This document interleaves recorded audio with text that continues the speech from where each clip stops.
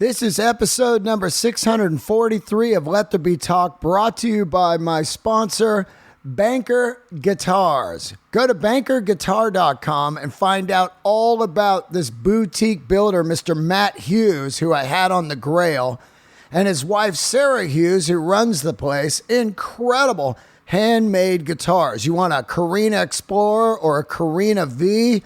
You want a custom-looking masterpiece that sounds like a vintage instrument?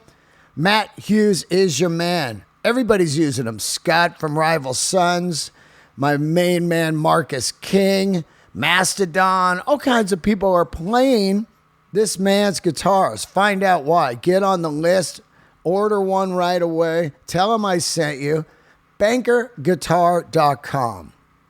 Also, this episode can be found on my podcast network, cactusradionetwork.com. You can find every podcast I do absolutely free on the network. You can have Dark Fonzie, At Home with Byron Katie, The Grail, and Let There Be Talk at cactusradionetwork.com. Today is New Music Day, and I have a fantastic group on today. I don't have a group on. I have a man on who plays in a group called The Americans. My man Patrick Ferris stopped by.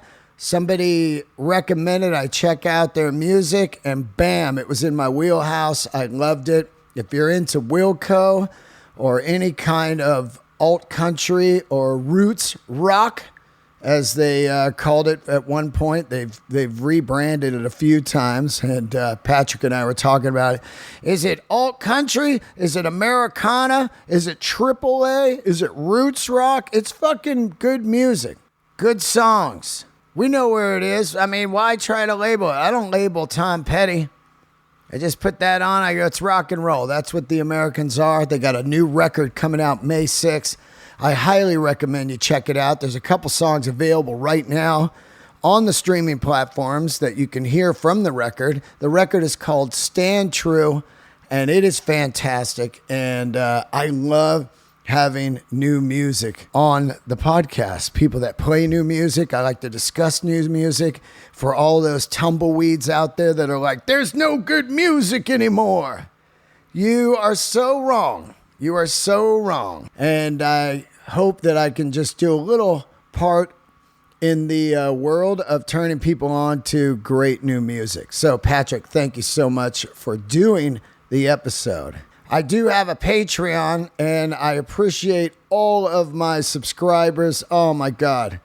And I know it's crazy times out there, but it definitely helps me and the network running this thing.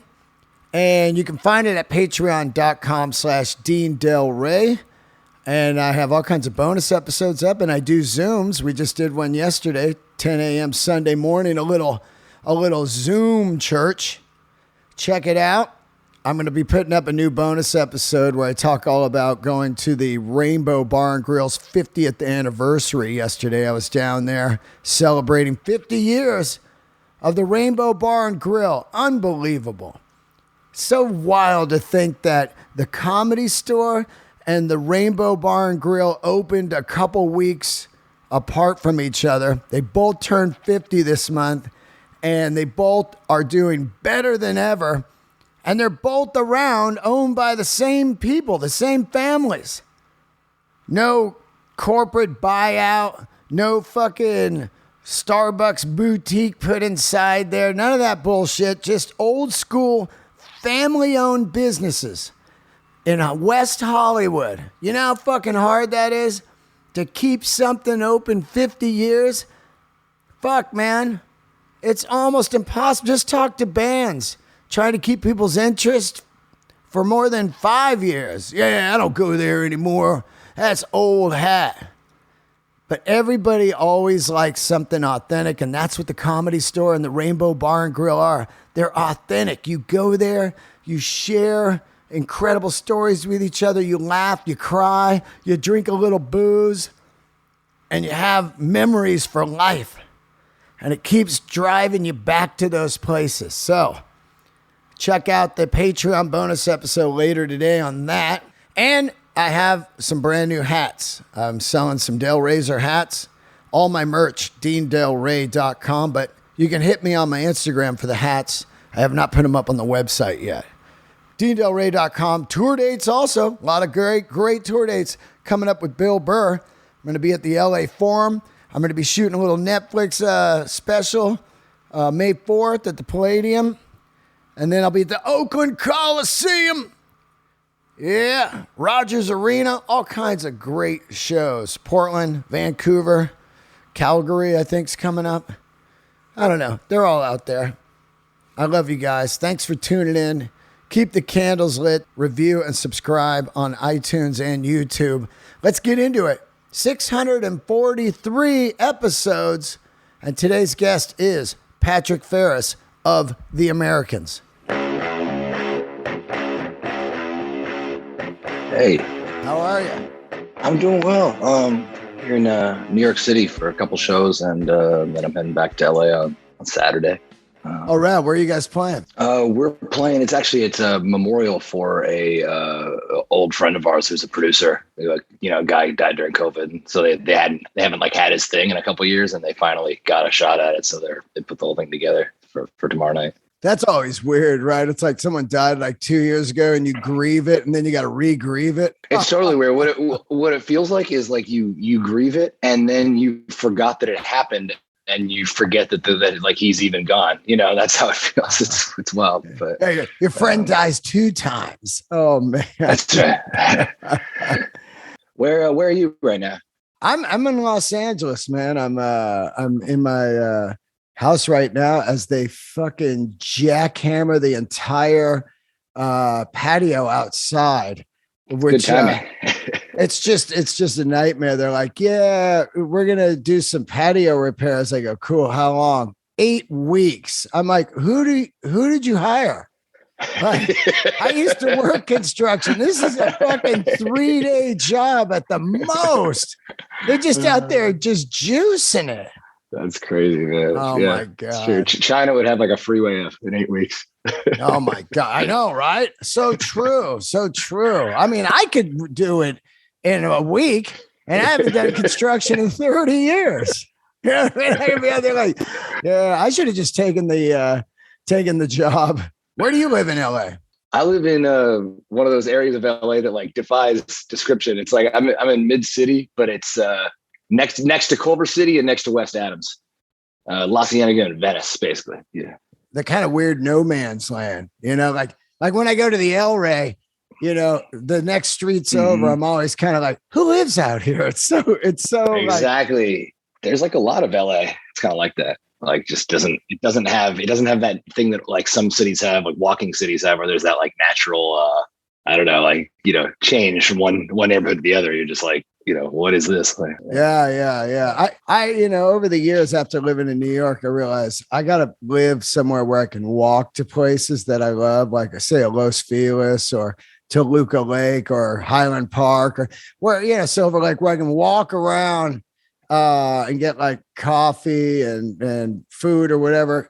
Cause man, I can't stay getting in the car these days, Yeah. Also, it makes you feel way less crazy when you can like walk outside and there's sort of familiar shit. Like look, there's the guy who's always working at the locksmith shop or something. That whole thing like feels, but where I live, it's not like that. And it's definitely weird. You just have to get in my car. Yeah. Car is a must. I like when you're looking at places, it says walking score -5. Like, you need 3 cars if you live here. -5 is great. Yeah.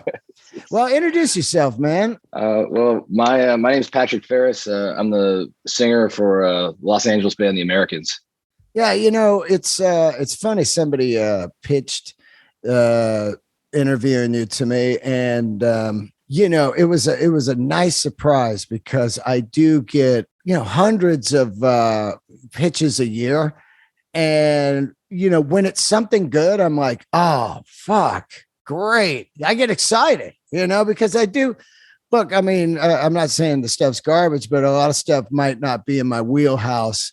And so I don't have them on the show because I think the fans of the show trust me that I'm not going to have somebody on just as some kind of press junket. I would never do that. So when I heard the music, I was quite surprised that I had not heard of the band, because it is definitely the type of music that I love. I played music, and I was heavily into the alt country scene. I love Lucinda Williams, Car Wheels on a Gravel Road. Wilco's one of my favorites. Mother Hips, Van Morrison grew up on, and Carole King. And most recently, a lot of John Mayer Born and Raised records. So it was great to hear this. And immediately I wanted to have you on to find out your story. Are you an LA band, or did you guys move here? Because I did read that you guys were in San Francisco for a while, and that's my old stomping grounds. Yeah, mine too. Actually, I'm the only one in the band who grew up in San Francisco. Everyone else is from LA originally. And I was born in LA, but my folks moved me up when I was like a little kid. So I grew up in San Francisco. I moved down after school, and I already knew about these guys. One of them was an old family friend of mine, and the others I knew through him. And we just kind of knew that we wanted to put a band together with those guys. But back then, all we were into, it always sounds so like kind of odd or random to say this, but like all we were listening to was like old pre-war music, like 20s and 30s blues and string band music, like stuff, just like acoustic music from way back. And it was like this real chip on our shoulder. All we liked was that music. We would play that kind of music as authentically as we could, manage. And eventually I started realizing that I started writing my own songs. And so I started thinking like, all right, well, it would be cool to have like a rock band where everyone was as like crazy about this old stuff as I am, What neighborhood were you in San Francisco? Were you in the Bay Area, or were you in the city proper? I grew up in North Beach, right next to Chinatown. Oh, wow. Yeah. It's funny. I was in Richmond, 10th of Cabrillo. All right. Yeah. And then also spent a lot of time on Pine and Larkin in that little dirty neighborhood. But Yeah. I don't know how old you are. I'm 56, but I lived in San Francisco when the music scene was fucking incredible. And, you just go down there and play like Paradise Lounge, Slims, DNA Lounge. Then you go over to the Hate. The next night you could play like the I-Beam and Night Break. And then you could play in North Beach. And it was almost like you could tour just in San Francisco. Then you got the Stone, and you got the Mabuhay and the Rock on Broadway. It was wild back then, man. Did you start playing music in the Bay Area, like in San Fran? Were you playing in the clubs or anything? Bottom of the Hill? No, I didn't play Bottom of the Hill till after I moved back down to LA and we started touring. And San Francisco wasn't really the way you're describing when I was growing up. It had already, how everyone's like really talks like a lot of shit on San Francisco right now. It was a milder version of that back in the 90s. Obviously, because of the first .com boom, they'd always talk about it that way. And so it was a similar thing. People were talking about the city's changing, the real artists are leaving. So I grew up in that era. There were still tons of great musicians living in San Francisco, and I met some of them. But I went off to school, and so I was playing some those kind of shows you do on like college campuses, like at what do you call them? Cafes and coffee shops, that kind of stuff. And so I was playing solo shows for a little bit. And that's where I got started, was doing that and working on the radio and trying to sort of understand more about old time music, which was all I cared about. Yeah, it was wild to think about. There was such a great scene back then, because I was playing with people like Chuck Prophet and Sister Double Happiness, a lot of kind of alt country and roots rock, Americana. Counting Crows were floating around then, and all these types of great alternative country, bands in the 90s were hitting. But, to me, it was always a fine line. I loved alt country way more than I did any kind of regular country, because it did have that edge. And then, of course, going backwards. And I grew up on Johnny Cash and loved that, but, Waylon Jennings and, Willie, I saw the Highwaymen, all of that. Later becoming a big fan of the Avett Brothers. When the alt country hit, I was like, wow, this really hit me. Did it hit you like that? It would happen in reverse for me. So I know exactly what you're talking about with like pre-war American music, because there are a lot of barriers to entry that are practical that anyone would understand. The way that the records like hiss at you. the way people sang back then, because it was before popular music had any kind of legs. So people who grew up in a certain town just sang like other people sang in that town when they went to church. So you would sound weird, and so you get all these strange, they sound like almost different languages, different accents, the way people sing. So there's all that. Plus the music just served such a different function back then. It was all so different. So it took me a minute. I think it was just as hard to get into like certain kinds of classical music as it was to get into old time music in terms of thinking back on my own. But anyway, once I was there, what was fascinating about it is I hadn't really understood the extent to which all that music shaped everything that came after it. It was really this focal point. And so all the stuff that you just described, all the names you just mentioned, every one of those folks liked the old stuff. Maybe some of them were kind of like you and liked it to a point and then stopped off maybe in like the 50s or something. But but everybody liked that stuff to a degree. So what it means is it doesn't matter if you're listening to like honestly, you can find references to old time music in like Wu-Tang lyrics. I mean, that stuff is just pervasive. It's just so that was really exciting. I got into that stuff and then coming back through those periods and appreciating these decades that I'd otherwise sort of overlooked because I was so single-minded. It gave me a whole new perspective to listening to that stuff. It's like I instantly understood the language, or at least part of it, to say like a bunch of soul records or a bunch of like more like contemporary country records. Definitely Car Wheels on a Gravel Road was a really meaningful record for me, even before I knew anything about music when I was just growing up. Yeah.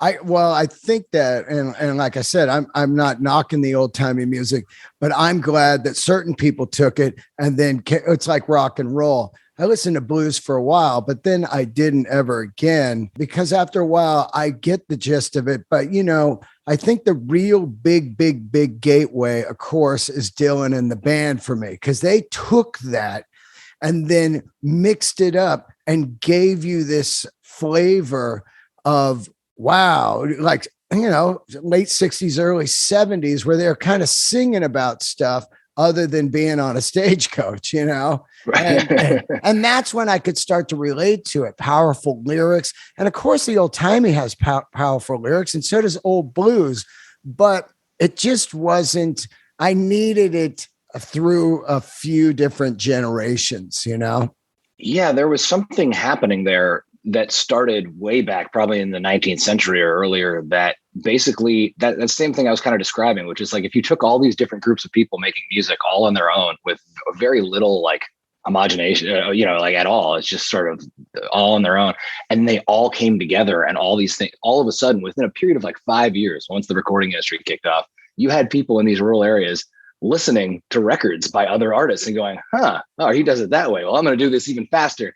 And that's what started the whole thing. So even if you go back to like what the kind of artists from that era that like guys like, like people like the Rolling Stones or Bob Dylan were listening to, it was the most cutting edge version even back then. It was the guys who sounded the most like what rock and roll was about to be, even back in like the 30s. So it just was a fascinating time, and it's only going to happen once, Yeah, it's funny to think too, because I'll listen to Tom Waits' Earth Died Screaming all day long, which is definitely an old timey type of track. It's just him with some, like pots and pans and the Earth Died Scream. That is kind of old timey, but it's brought to me by Tom Waits. And also I know next he's going to play like Going Out West. So there is, what I'm saying? So I'm getting a plethora of the flavor. Yeah, totally, man. Tom Waits, I think one of the things that makes him so powerful to me is obviously I don't know what he's after or what moves someone like him, but it feels like what he's after is something similar to what I get out of those old recordings. There aren't any artists other than Tom Waits who give me that feeling other than the like those old records. That's a hard thing to do. Yeah, and authentic, you know what I mean? Because, look, we understand where the guys are coming from. I understand when I watch a video and I go, this is fantastic. I know where it's coming from. It's definitely ciphered through some Van Morrison and the band and all that through the old timey. It's just, to me, then what happens is do they have any songs? So when I put on the new record, I go, oh, these guys have some great songs. So then that makes me excited. I love the sound. I love the flavor, the look, and then the songs. At the end of the day, if the band doesn't have the songs and they got the outfits and everything, it doesn't mean anything. You know, they got the stand-up bass, they got the outfits, they got the suits, they went and got the proper hats, but they don't have any songs, you know, and that happens a lot. But you guys had some great songs, man. I really appreciate it. It's funny you say that, because when we were coming up, when I was a kid, when I was first like listening to it, like when that Lucinda Williams record came out, it was called alt country. That's what you were just saying. Yeah. And then it got turned into that much uglier sounding genre of like a AAA, you know, it's like adult acoustic alternative. It couldn't sound like less appealing. And then that became Americana. And there's these rebrandings of basically the same space, you know, in music over the years. And I always thought Americana was such a funny name for it, because Americana, like, you know, the definition of Americana is like, that's when you go eat at like a Hard Rock cafe and they've got like a Route 66 sign on the wall. And it's like, yeah. Americana means kind of meaningless baubles, not historic artifacts or interesting things, but like kind of meaningless trash, you know, and Elvis bobblehead is Americana. Yeah. Elvis's guitar is not Americana. Yeah. You're right. So I thought it was, So I know what you mean. Sometimes when you hear acts that are more like what you're describing, I was kind of thinking like that's kind of the right name for it, because it's like kind of it's more of like a visual thing or a style thing than it is a musical thing. I mean, I always really just respected No Depression. You know, if it was talked about in there, or it was in that kind of thing, like the Jayhawks, you know, you just got, what's this? And you go listen to it, you go, oh my God, this is fantastic. So that was really the bubble. And it seemed to come and go very, very fast. But to this day, I listen to these records probably more than anything. You know, I'll throw on Wilco being there at least 3 times a week still right now. And of course, you know, Jayhawks, and that, like I said, that Lucinda Williams Car Wheels is just unreal. I saw that tour numerous times. Kenny Vaughn just killing it on guitar. Kenny Vaughn, man, you know, unreal. So yeah, it was great.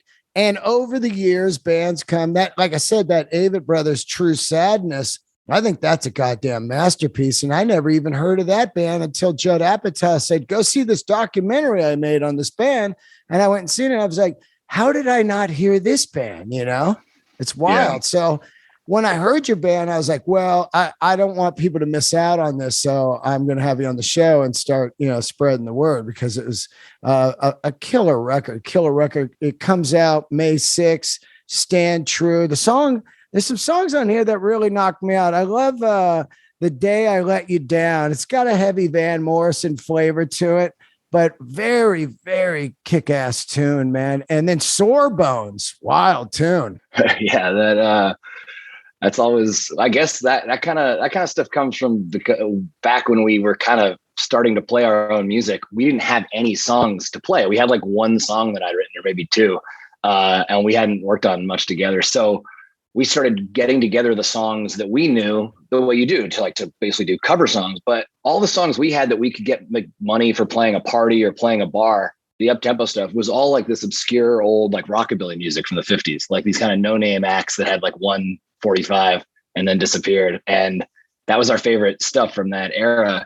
So we spent a lot of time playing rockabilly. We feel like for a couple of years, we just like everywhere we tour, and like even now we'll still do private events and stuff, and we'll not as often, but we'll play that stuff. And so I think that's where that comes from, is that like that really like kind of it's like rock and roll back when there were no rules yet. It's like, you know, because early rockabilly like predates rock at all, so there's no rock and roll. It's just like hillbilly music kind of with a lot of aggression and blues in it. I'm at that age where I remember when, you know, Stray Cats hit, and then all of a sudden every label's like, find us on this Royal Crown Review, and, you know, David Geffen and those guys are just finding these types of that full swing revival happened again. That was really wild. Out of nowhere, swing bands were on rock radio, you know? That was so, they must have felt so lucky when that happened, because who would have predicted that? Totally. Right? I mean, swing bands just you know, in the top 10 on the charts and selling out everywhere in their own kind of, you know, jitterbug festivals and stuff. And that's like, I think that's like right around grunge also. So it's like really wild era of music. You got swing, you got grunge, and then you've got like, Counting Crows and the Wallflowers going. I mean, what a juxtapose on the dial. Really true. It was a wild time. I wish I'd appreciated it more at the time. I liked a lot of stuff from when I was growing up, but when you're young, you don't know how cool something is or isn't. Like I was saying earlier, like the Wu-Tang was around, like you could hear them, you could see them in concert, and my friends and I all liked them, but I didn't realize that I was like, part of some huge historical, meaningful thing musically. When you guys get together, do you start gigging in LA? Where are you playing? Like the Mint and stuff like that? We are about to find that out because it's been a long time. It's been we just played our first show in 2.5 years at South by Southwest. And so we're going to play. I think our next show in LA is going to be the record release show. And, we haven't really chosen the spot yet, but we're going to figure that out. And we tend to not play LA as much as we used to because we try to tour as much as we can nationally. And then Europe's been really helpful for us because we've had a lot more luck touring Europe than the US. We toured the US a lot, but hard to keep it like consistent and keep making it, work. In Europe, we've had more luck, especially in places like Germany and the UK and the Scandinavian countries and the Netherlands. So we'll probably go back there, I think, in June. Oh, that's very cool. I mean, that it seems that's been the formula for the last 25 years. Bands like the Strokes and Kings of Leon and even the Rival Sons, now rock bands, they go to Europe and they start making their noise there, and people, they gravitate towards it, and they love music. Doesn't have to be on the radio. It doesn't have to be hit songs. They'll take chances. They'll go out and they'll start spreading the word, man. And that's very cool that you can go over there and do that, because once you get it going over there, you can almost make a living if you start getting it really, big over there, like, just touring all over Europe. It's true. I can't wait to do any of it. Like we played this one show at South by, and I was, there was so much planning that went into it because it was the first show in so long. We had to like learn all our songs from our record that we'd never played because it hadn't come out, and because of the pandemic. So then we got on stage, and 40 minutes went by, and then we got off stage, and I just couldn't believe that was all. I was like, how long do I have to wait until I can play a show again? Because yeah, it's crazy. Now, T-Bone Burnett has given you guys some massive accolades. That's pretty damn cool, right? How does he hear the record? Do you know T-Bone? Did he work with you guys on the record? What's happening there? We worked with T-Bone a long time ago on a couple different projects. One was that movie called Inside Llewyn Davis that was sort of recreation of the 60s film, with Oscar Isaacs and everything. So we were working on some music for that, and I'm trying to think there are a couple other projects, but then the most recent one was a film that we were in called American Epic. It was a documentary, but it had a section. It was like a PBS BBC doc about the exact style of music I was just talking about, like all the old time stuff. And there was a section where they revitalized like an old cutting lathe and turntable and everything from the 20s. No one had ever done it, like the old amplifier, like the whole thing. And they started recording artists on it. So they recorded all these like major artists, and we were one of like the smaller bands that was, involved in that project. So was Jack White involved in that? Mm-hmm. Yeah, Jack White was a executive producer, and he recorded, I think, with Elton John into that little microphone. Wow. Yeah. He's got that thing when you go to his Third Man out there in Nashville. He's got that thing where you could go in and just cut a record in that booth, like the old days. Yeah. It's so wild, right? I know. I used to, I was growing up, I loved the White Stripes. And I think that's part of the reason I started getting into old music is that Jack White would leave these like not so subtle clues. Like he would take a t-shirt that he was going to wear on stage. But this is, a little while before they got playing like stadiums and stuff, but he would write in like a marker, like Blind Willie McTell on a shirt. Like it was like a band t-shirt for a punk band or something. But it was like for like, a 20s blues guitar player. And so I got so into that band that I started going like, who are these people that he keeps like talking about in interviews? Sometimes you'd go to a show, and before the show, they'd be playing like really specific music. And it was usually like Cab Calloway and like like old blues records and stuff, or like 80s punk bands that had a lot of like old time stuff, like the Gun Club. So, so great. Yeah. So or X, and so I kind of, I think that's like a big part of how I started listening to stuff is the other thing was that Jake, the plays bass, and he's the guy I've known the longest in the band.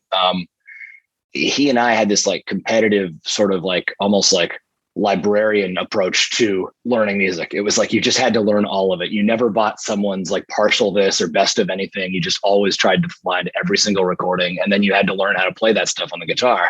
He would leave me like messages on my answering machine of him like playing some guitar part that he knew that I couldn't play because he had just figured it out, So we got really competitive about learning about music, and so we just went backwards, and that's sort of how we both got into that stuff. It's funny going backwards. That's how I find a lot of bands. Like I was way into this band 16 Horsepower out of Colorado, and I couldn't believe how good they were. And then they, my friends were like, "Oh, you like that? You got to check out Gun Club. That's where they're coming from." So now I'm going backwards, and finding stuff. But yeah, it is amazing when you can find stuff in a different order. With me, it was like Black Crowes and Allman Brothers and the Mother Hips. They were very jammy and stuff. And it took me a long time to get to the Grateful Dead because I grew up in the Bay Area, and I was just like, God, the Dead. No.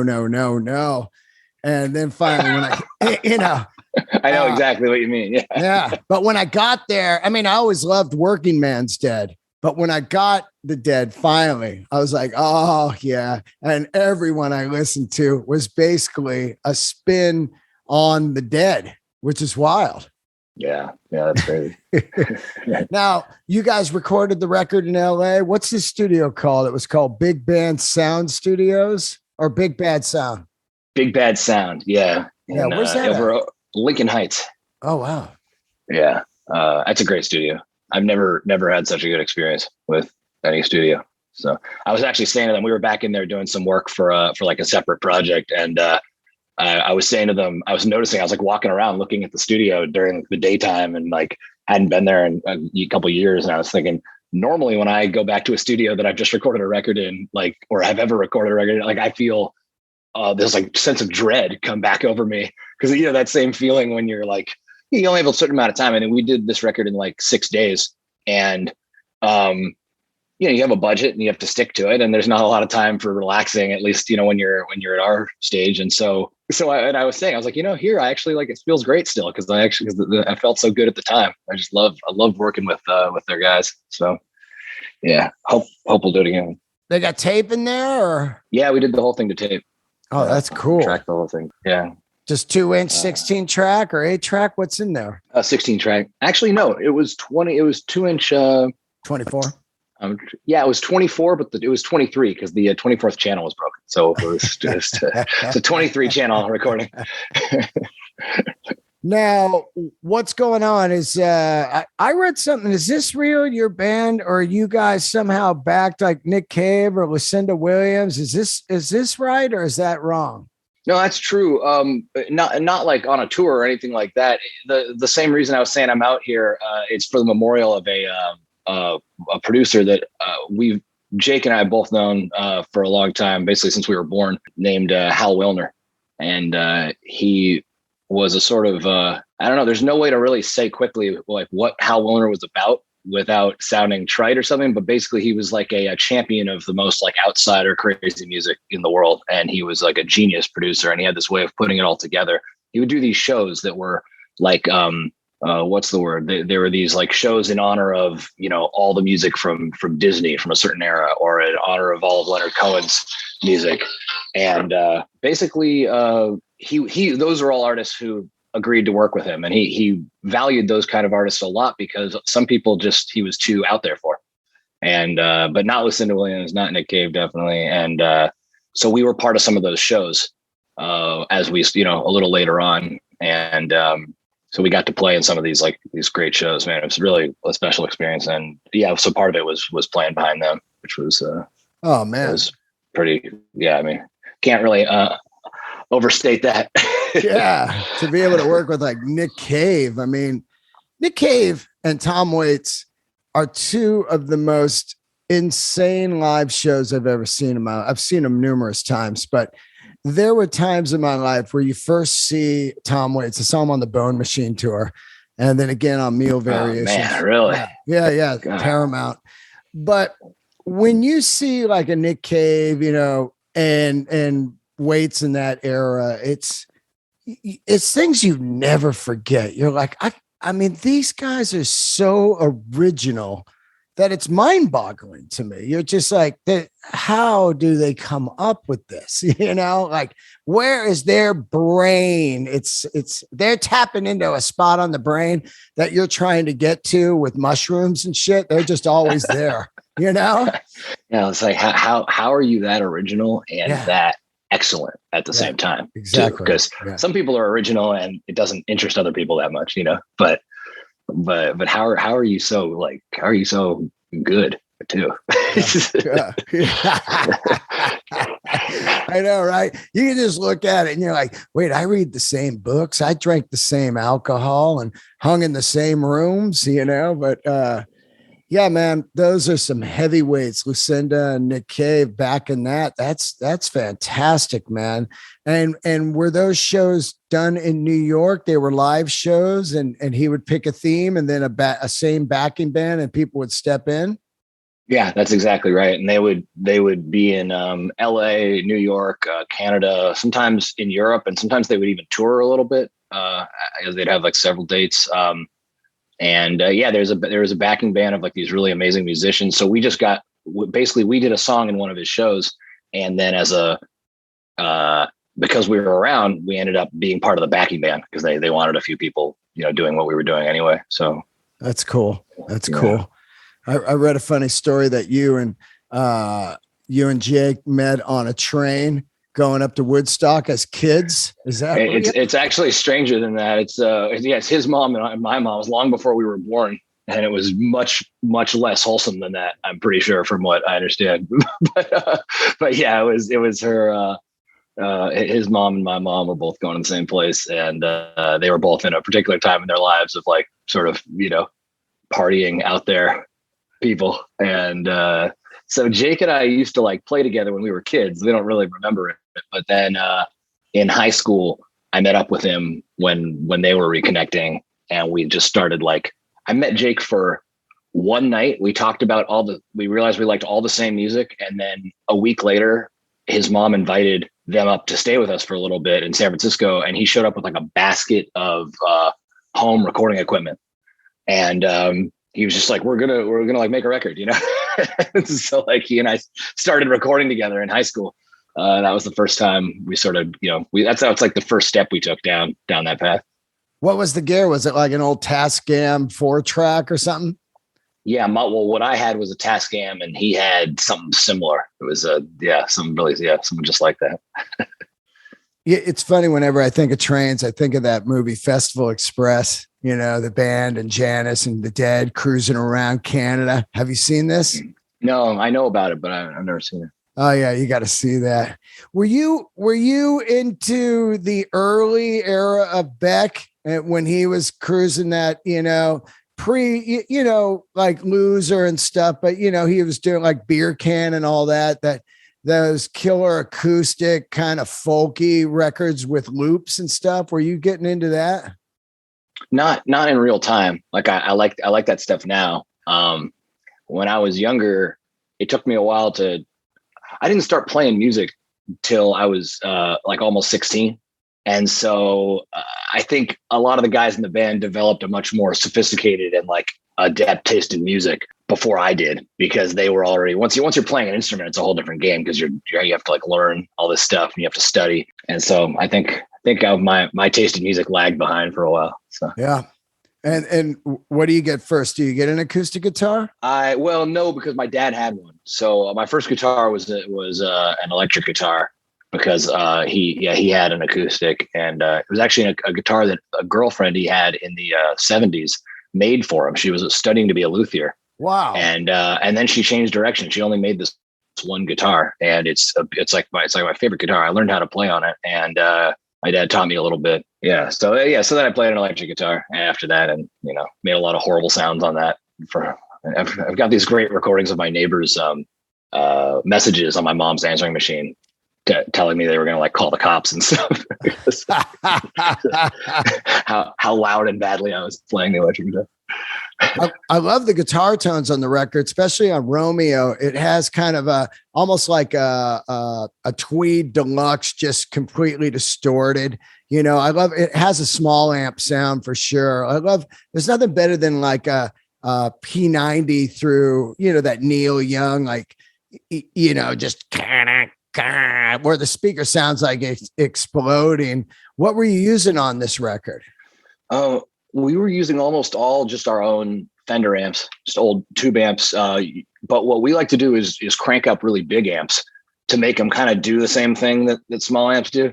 Sometimes it's almost like a science experiment. We did this once on the last record with a Roland Jazz Chorus, which is like, you know, solid state. So it's like one of the loudest amps you can turn up on its own. And we go in there with like earplugs and like ear protection headphones, and you kind of like run in and like set some stuff and then run out. It was just like, so it was like being in like a nuclear waste environment. It was like so loud, but it was dangerous. But I love those amps.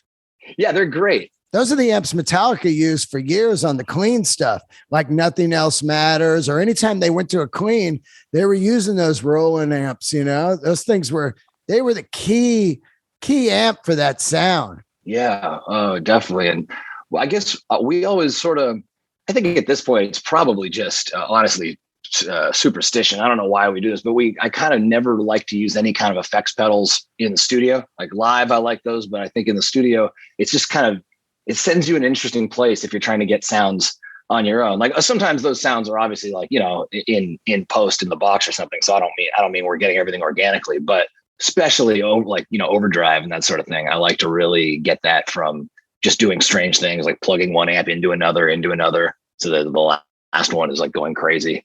And we've done that sometimes where you mic 3 different amps in a room and then use room mics. And so you get like this, you get to like mix a whole, you know, kind of stereo sound of one guitar. So I don't know. Yeah. But our engineer was great and really good at getting guitar sounds exactly right immediately. And so it made it all just like a pleasure.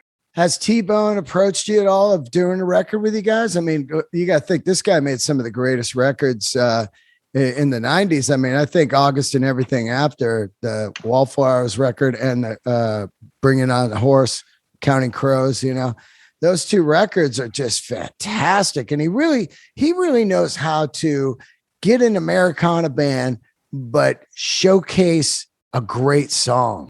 Yeah, I think you're right about that. I mean, he's immensely talented at that sort of thing. And the only producer we've ever worked with was Hal, the guy being memorialized tomorrow. He came on and just took a look at 2 songs while we were in the studio and made them a lot better on our last record. Generally, we've just always produced ourselves, so I guess it hasn't come up. But of course, yeah, that'd be great. Oh God! I'll tell him you say so, and we'll see. I've met him a few times. What a great man, you know. And I saw him. I think it was T-Bone Burnett, The Clash, and The Who, 1982 Who farewell tour, their first farewell. T-Bone was on that bill. That's crazy. I know. Isn't that crazy to think about that? When I went later on in life, when I found out he did these records, because I mean, I think they sound beyond to me, these records. I was like, wait, I saw this guy. This is that same guy, you know, he's like 8 feet tall next to me, you know, and I was just blown away, you know, but yeah, that guy's a legend. So you guys, the record comes out May 6th. And then any touring or anything in the States? What do you got? You got an Instagram, all that? Let's get this thing going to where people can find you and hear it and everything. Everything's The Americans music. So Instagram, Facebook, our website, it's all The Americans music. Basically, we don't know yet about touring. We're gonna see what happens. We're working on that as hard as we can right now, trying to see what we can do. I think there's, to an extent, it's doubly difficult, although not impossible by any means. It's hard because there's a lot of people wanting to play shows because of this break in the pandemic where you can finally do it. But then there's the unreliability of it. I mean, that's what took us so long to put out our record, is that our label's based in the UK, and they rely on us touring Europe a lot. And it was really hard to reliably tour Europe because you want to book things way in advance, and you can't book things you can't plan in advance if you don't know if everyone's going to be locked down or something. So, anyway, yeah, I think this is a good time. I think we're gonna finally play a lot of shows, and I cannot wait to do it. Who, any modern music right now? Any current stuff that you listen to? I really like Kurt Vile. Yeah. His new record, the record before it. I'm the more I listen to Kurt Vile, the more I get into his music. I mean, I just really think there's something special. Actually, the way I got into him was we were playing the same festival in some northern town in the Netherlands, and I had a minute before our show, so I went over to his stage, and he was doing the coolest thing. I don't know if have you seen him live? No. So he does this thing that is, I don't know why I haven't seen this before, because it's such a cool idea. Everyone in his band, like a lot of guys, play a lot of stuff. So pretty much everyone can play everything: keys, bass, electric guitar. And so he's got his drummer behind him, but then the guy to his left and the guy to his right are both switching between bass and electric guitar or acoustic guitar. And so is he. And so what you get are like some songs is like this blast of like 3 electric guitars and no bass, or one song will be 2 electric guitars and a keyboard. And he's changing the whole arrangement without moving anyone or switching everything. It's just everyone's got their own keyboard and guitar rigs. It's really cool, man. It's a great sound. I had this band on a few weeks ago that just fucking blew my mind, when it has become one of my favorite bands, Houndmouth, and they're heavily influenced by the band. Unreal band. Yeah, man, I've heard about them. And then the other artists, I don't know if you'd call them like modern in the sense, not like someone who came about a year or two ago, but person I listen to all the time is Joanna Newsom. Oh yeah. For songwriting. She's I think she's like just about, for me, like songwriting, I think I like Leonard Cohen and Bob Dylan and Tom Waits are the 3 that I don't really think, I don't even know how to get near it. And they just are like these things in the sky that you kind of look up at and squint at and think like, damn. And I think Joanna Newsom is like, is in that company. So, yeah, I mean, Ballad of Thin Man's one of the greatest songs ever written. It's unreal. And also, Van had a lot of great songs. I think the Van, the Healing Game, which came out in the 90s, I think is a masterpiece record, which is wild to think about, Van way later on putting out a masterpiece. It's great. And like Dylan, when he puts out in what, like the 90s, one of his greatest records ever, like people are thinking he's done. And then here's this great record that comes out and he wins all these Grammys and shit. It's just wild, I was going to ask you if you listen to any comedy or watch any comedy or anything. I'm a comedian now. I know you are. Yeah. I've listened to your show. I like it a lot. Oh, wow. Yeah, I do. I love stand-up. I love Doug Stanhope. That's great. Love Bill Burr. Yeah, good friend of mine. Oh yeah, man. Yeah. Who I'm just thinking of the last kind of people I saw. They're definitely some of my favorites. I just managed to get one ticket. There was one ticket in a row to see Chris Rock in November. So I'm gonna manage to see him live, which is cool. Yeah. How about you? Yeah, tell me who you like. Oh yeah, of course, Burr and Stanhope. I really like. Burr's like one of my best friends, and Stanhope I think is just also one of those other levels. Chris Rock. Some of the obvious, of course, Pryor and stuff, but some of the not obvious dudes I love. I like Nate Bargatze, who's crazy funny. I like Fahim Anwar, who's a great friend of mine and great joke writer. Ian Edwards. I love Maria Bamford. Oh, Maria Bamford's great. Yeah. I like the comedians that are kind of outside the box too, big time, where you're like, I love Jeselnik. He's right. And there's so many great comedians out there. And I like really edgy stuff. It's got to be edgy. It's got to be in a way sort of hard for you though, because I think like one of the things I maybe love the most about comedy is that I'm not a stand-up, and so when I go and see comedy, I'm not seeing all the parts whirring behind all the jokes. It's like the same way if you're a magician and you go see a magic act, it's a different experience. You're not going, your mouth isn't dropping open. You're going, yeah, I get it. And I think the same thing's true of comics. I think they feel that way about musicians. So many comics like want to be musicians like you are, because they, and I think a lot of that is because they have that same thing. They have this, like, they put it on this pedestal. At least that's how I am about comedy. Like I go see this stuff. And to me, it's like, I don't think there's anything cooler than doing that, I love, I saw Stanhope like a couple weeks ago, and I hadn't seen him live in a long time. And he did this closer. Obviously I'm not going to say anything about, but I felt like, people say, oh, I laughed so hard I cried. I felt like almost the opposite. Like I felt like I was on the verge of crying. It was such a sad, heavy thing, and I couldn't stop laughing because I was like so emotional about it. It was it's a thing I've never really felt at a comedy show before. Yeah. Amazing. Well, he's a master at that. A couple specials ago, he had that. He opened the special about his mom dying of cancer, and you're just going like, "Whoa, man, this is heavy." And then it turns out to be a credit card fraud joke, and you're just like, "That's so amazing." He goes, "This," and it turns out to be about, using his mom's credit cards to buy a bunch of, flat screens and shit. That's the best. To me, that was like the moment I realized that Doug Stanhope was special. I heard that bit, and I was just like, yeah, he's great. There's a lot of great comedy out there. Thank God we need it right now.